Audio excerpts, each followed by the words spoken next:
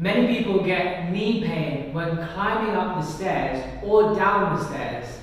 Here is a test that you can do to help you understand which movement plane is causing some of the pain and irritation. Remember, with things like wear and tear or meniscal injuries, cartilage injuries, it's not necessarily true that all the cartilage is worn down. There are particular areas of cartilage which are more worn down than the others. Now, pushing the knee joint into specific movements in different planes can help to restore some of the pain-free mobility and keep you moving without too much discomfort, as well as we can create certain exercises to help with those planes.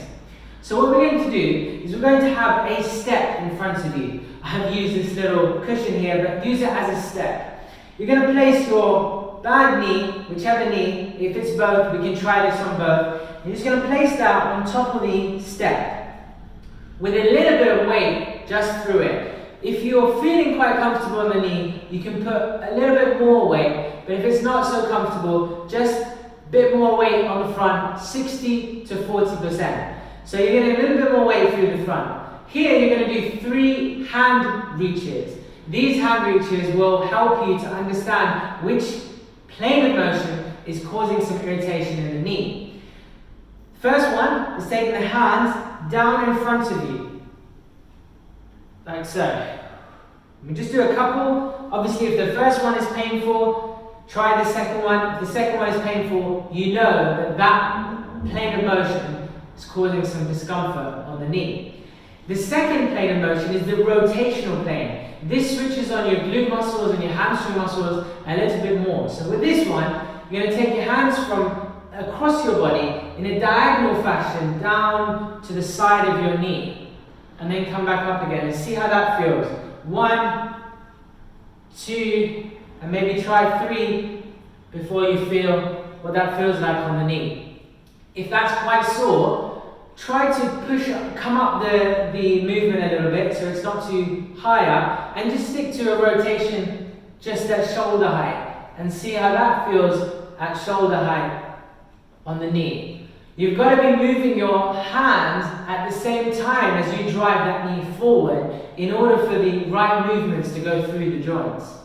The last one is a side shifting motion. This is another key movement, a key movement plane to switch on the lateral muscles here on the leg. So with this one, you can keep your hands just by the side of you on your hip, and as you move the knee forward, you're going to just shift across laterally to the same side as your knee. So imagine there's a wire or a rope pulling you out to the side as you do that, and see how you feel on the knee. This will give you 3 different planes of motions with those hand reaches to determine whether all of them are painful or actually one of them was less painful and the other 2 were quite painful. Jot them down. We've got to look at the opposite to that. So we're going to look at climbing down the stairs. So for this one, we're going to stick to the right knee for this one. Just move back a little bit. So we're going to have the right knee just down onto the floor with the left one just touching with the toes on the step. So it's as if you're coming down the steps. This is on the last step, of course, not on the top one. So stay to the last step and you're just on the ground here. Now here, we're going to do exactly the same 3 movements. The first one being reaching down in front of you. Do 2 of them. If the first one's painful, try the second one. If it's painful, you can stop. We know that's going to be a problem. Then we're going to add rotations. So we're going to go in rotations around the corner or dropping down, depending on how you feel. If that rotation is easier, jot it down, let me know. And the last one's going to be that side shifting one, where you're going to drop the knee down, but you're going to side shift across to the right. Now, of course, with all of these, if you've got pain in the knee, it's a good idea to have a wall next to you or have a chair next to you so you know that you can hold on to that while you're doing them, or even just hold on to that if it causes you too much pain and discomfort.